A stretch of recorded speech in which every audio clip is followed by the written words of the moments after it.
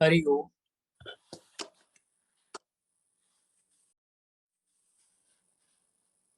In the ninth shloka,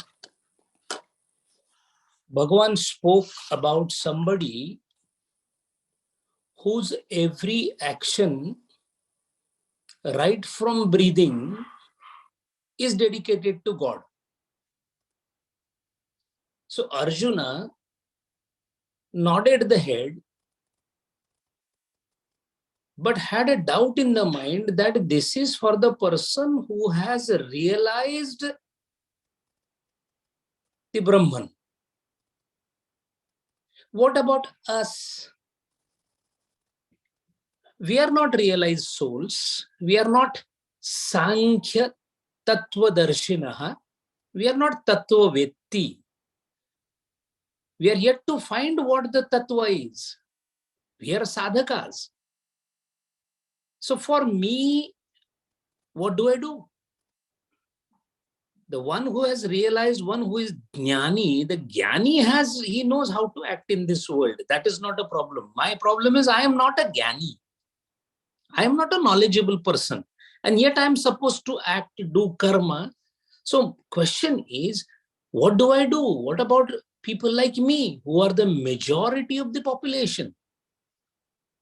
And knowing fully well what the disciple might be thinking, Lord has given the shloka 10th.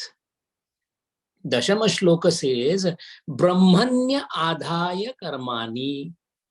You do your karma by dedicating it or placing it to Brahman.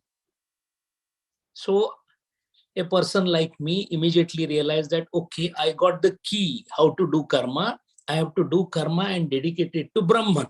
So I'm going to the office, I'm breathing, I'm eating, I'm earning money, I'm all my karma, I want to dedicate it to Brahman.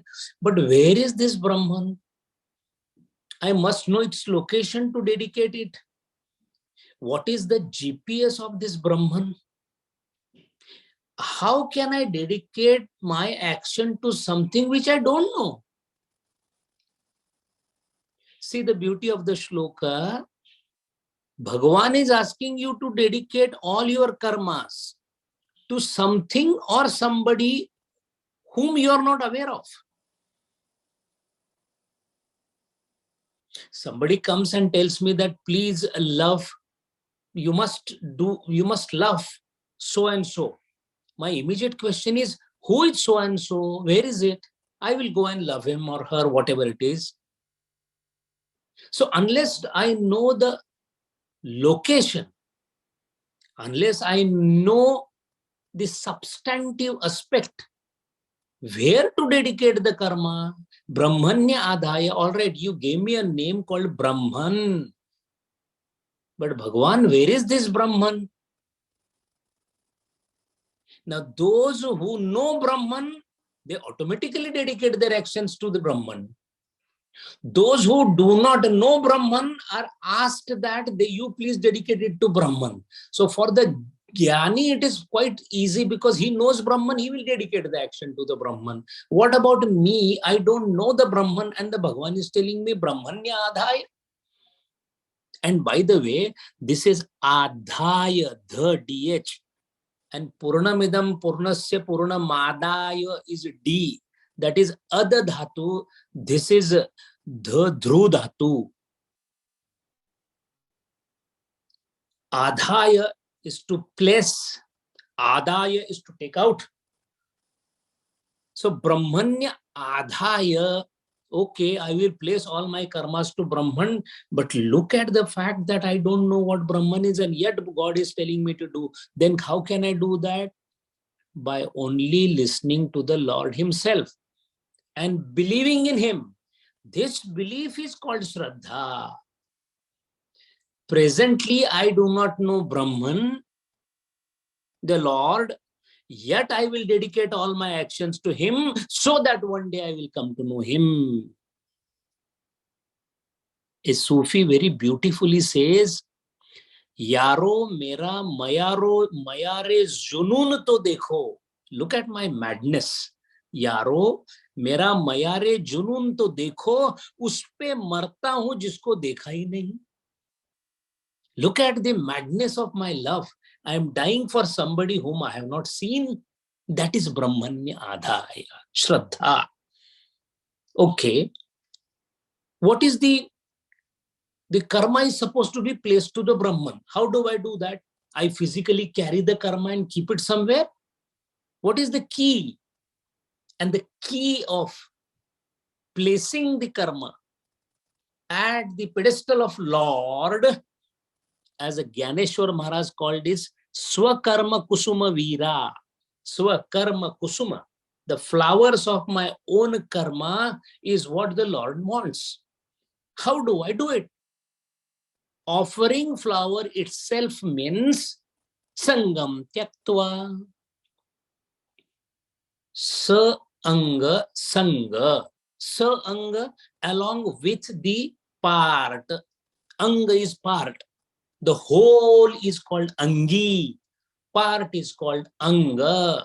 This is my Anga. My Sharira is my Anga. My hand is my Angi. My hand is my Anga. My Sharira is Angi. And they are asking me, Karmani Sangatyatva. That means some part of the karma is Angi, and part of it is to be Tyaj, is to be given away.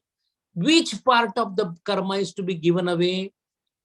To do karma is a part of the karma. Shall I give it away? No, you cannot. You have to perform karma. Then another part is its phalam.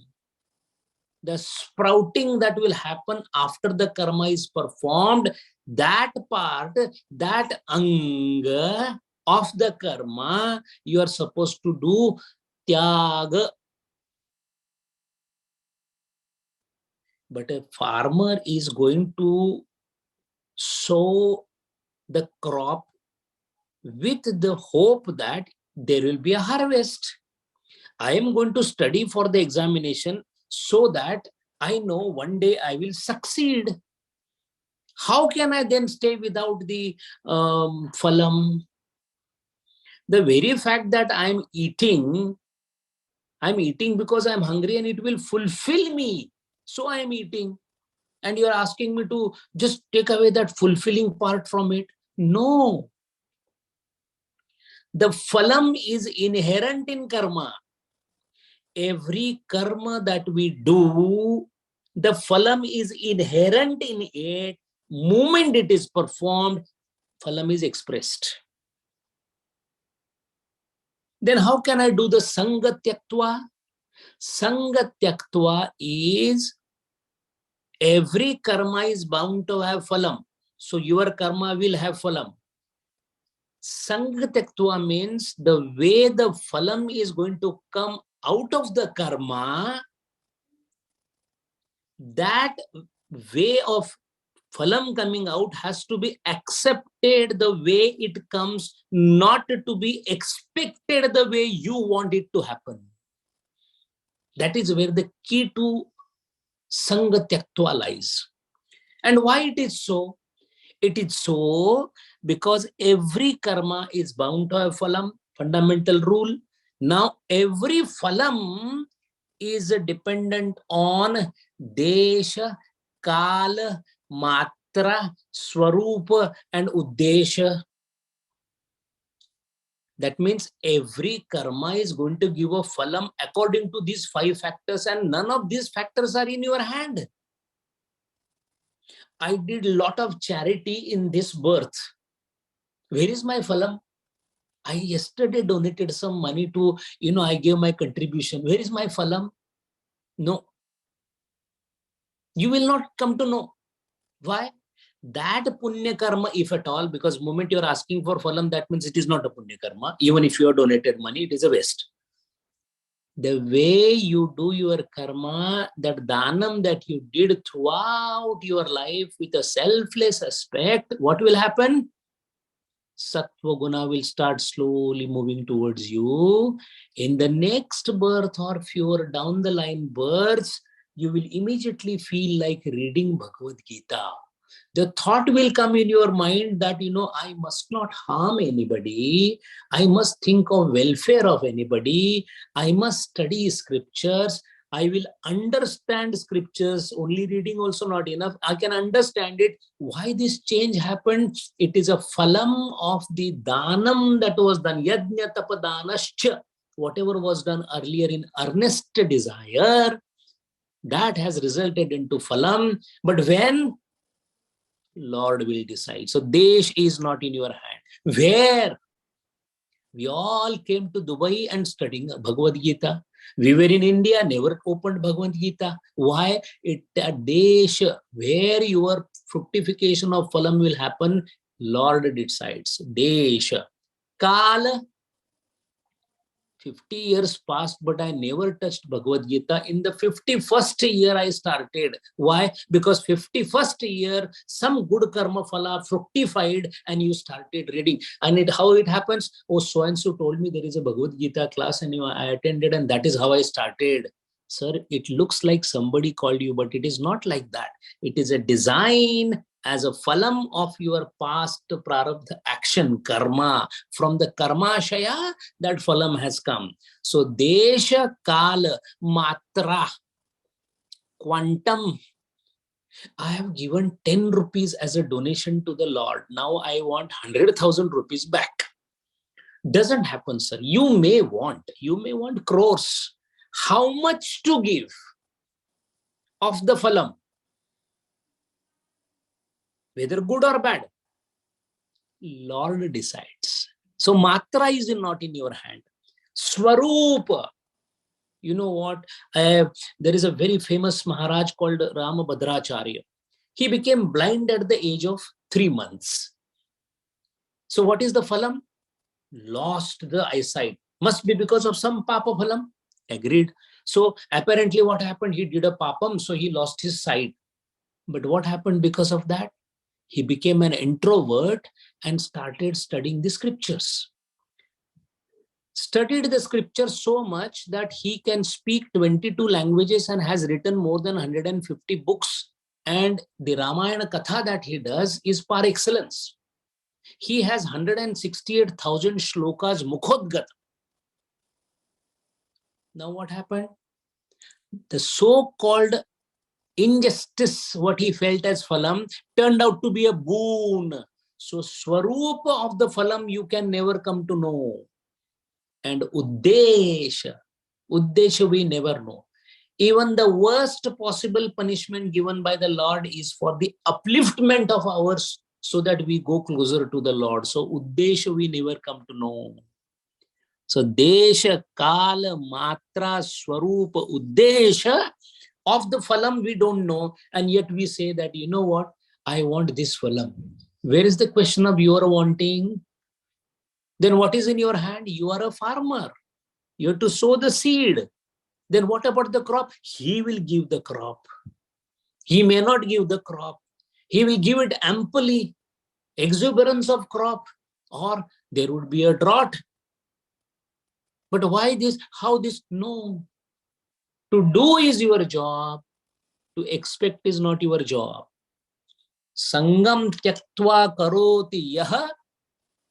And this Sangam tyaktva is itself called, the Sangam tyaktva itself is called Brahmanya adhaya. Because if I am not supposed to expect the phalam, then what will prompt me to do the action? That thought that my actions are for Lord. And when that happens, then Tukaram Maharaj has described it beautifully. Bolava Vithala, Karava Vithala, Pahava Vithala. That means seeing is a action for Vithala, eating is for action for Vithala, everything for Vithala.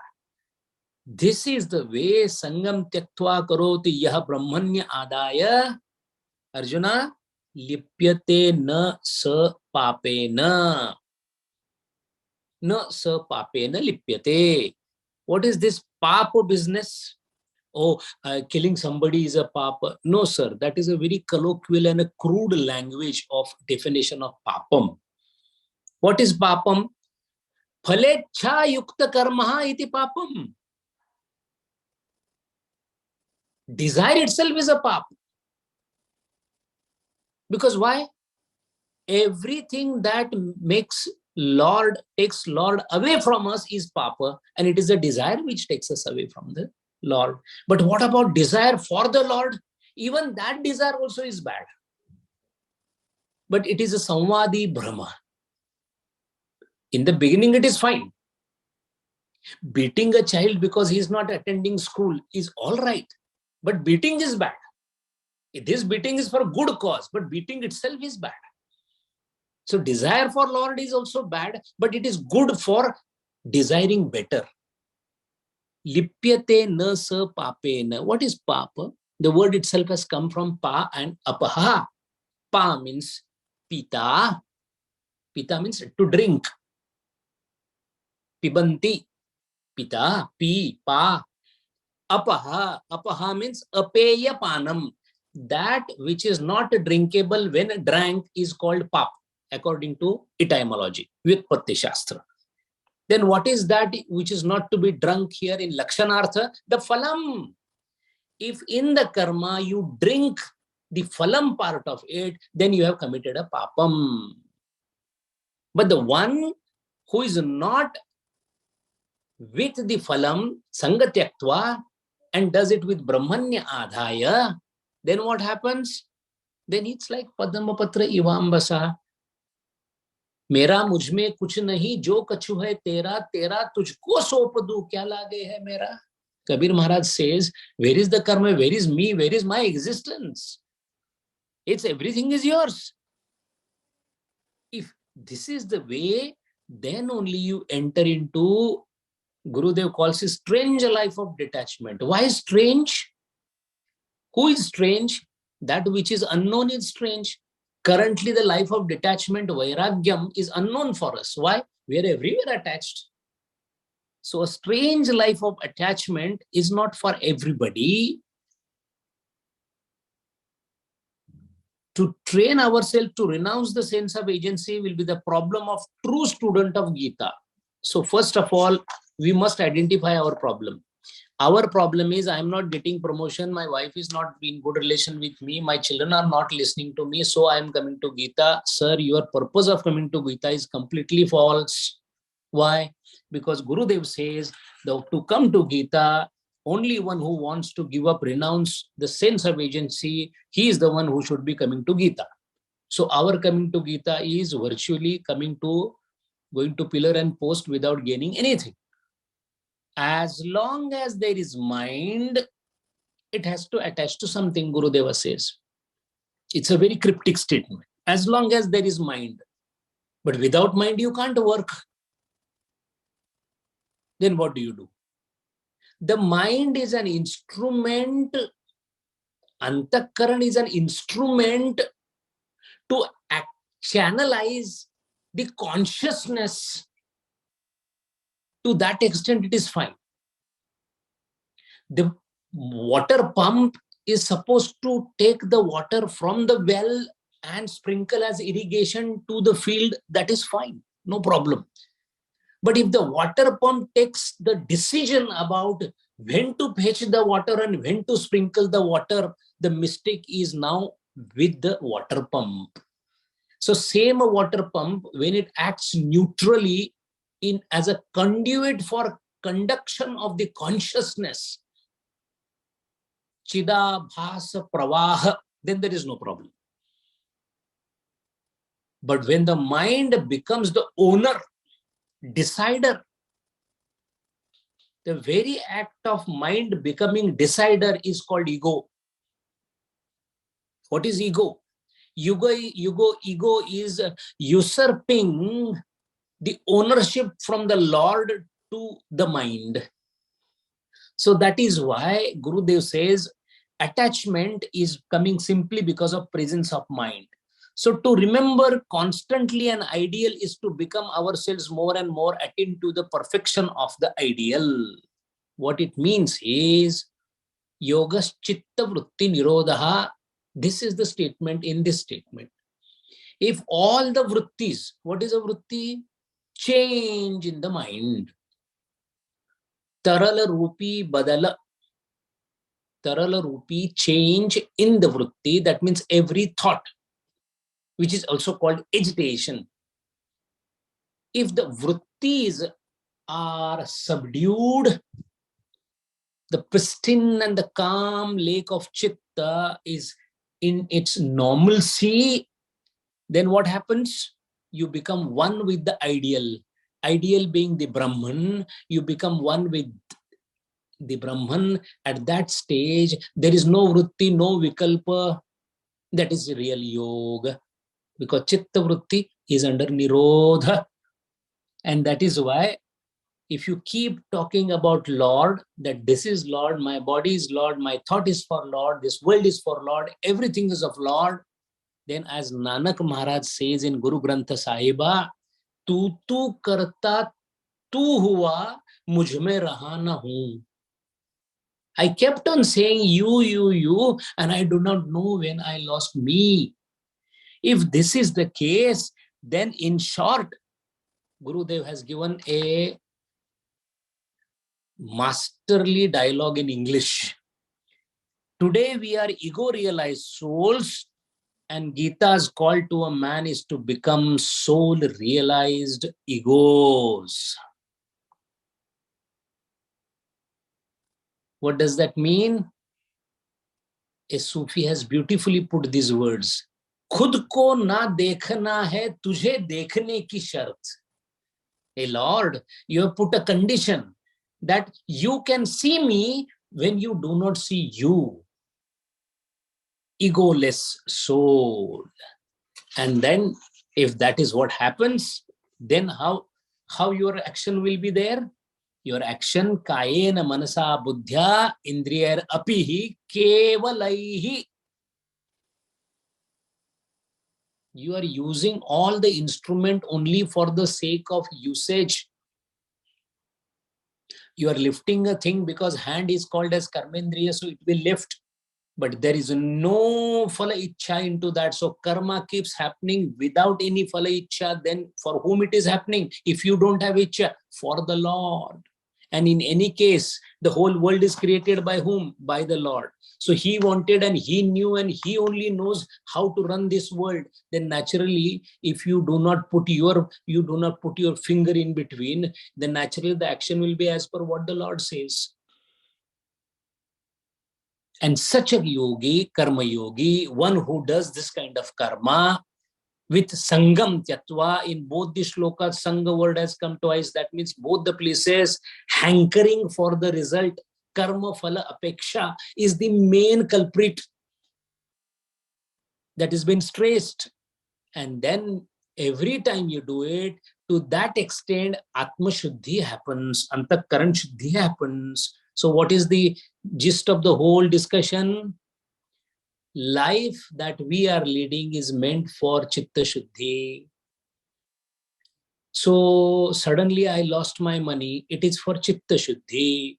I got a lot of money in the stock market. It is for chitta shuddhi. My son literally stopped talking to me and he fought with me for chitta shuddhi. My son is extremely nice and is actually washing my feet and drinking the water for chitta shuddhi.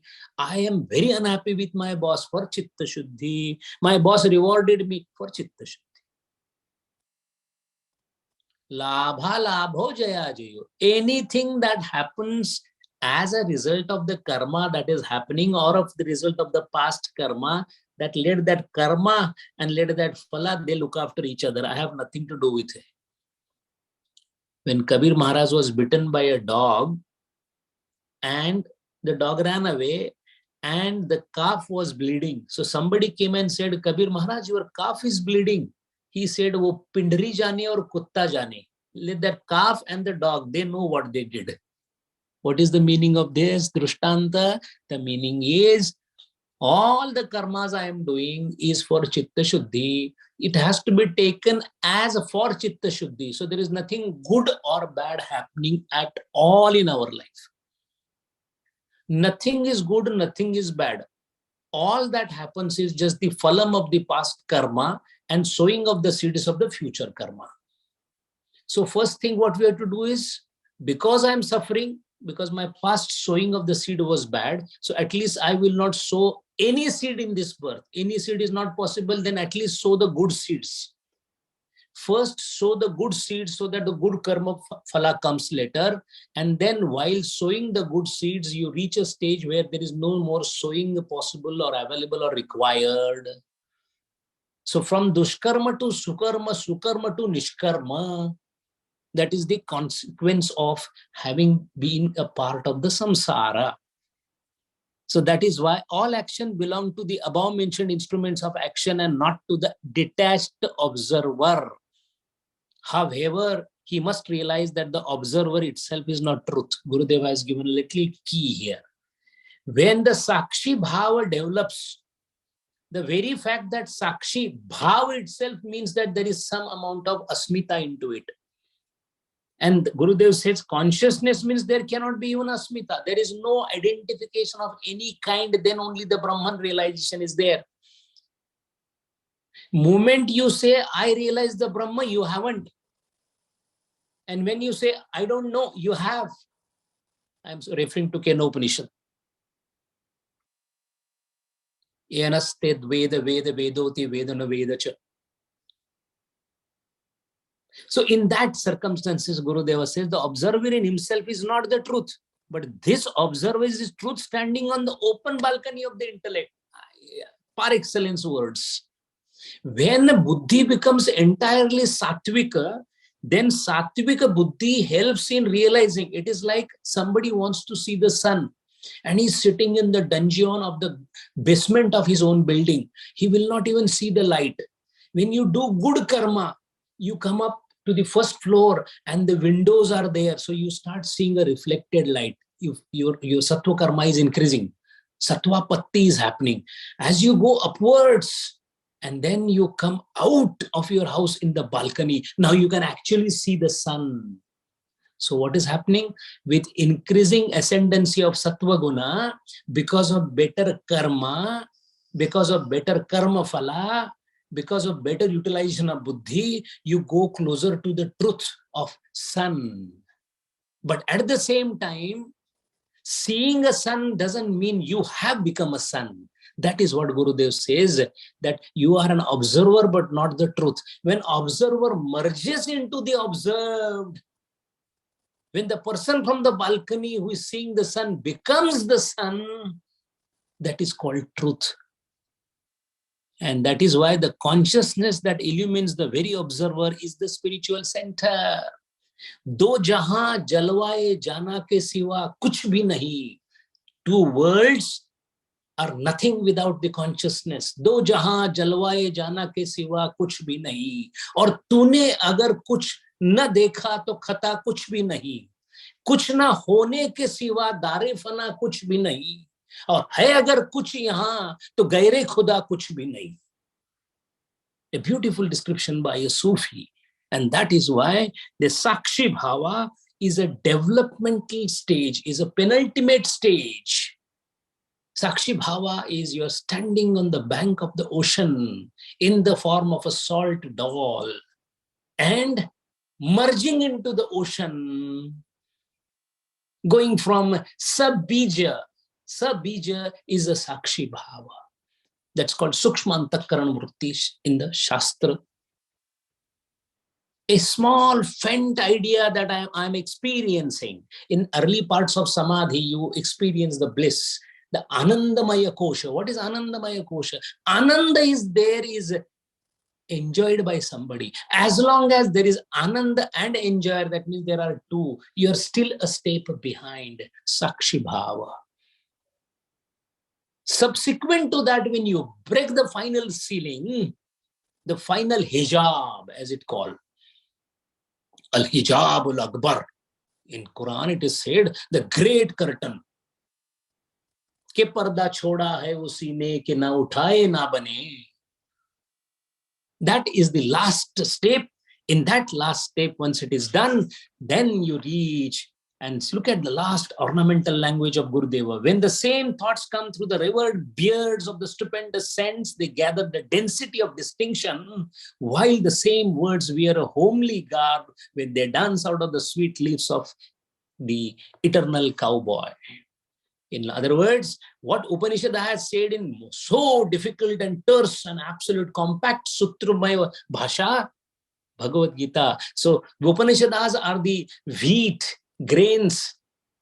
Bhagavad Gita is halwa, already cooked and given to us. So let us make the best of what Lord Krishna has offered to us. Hari Om.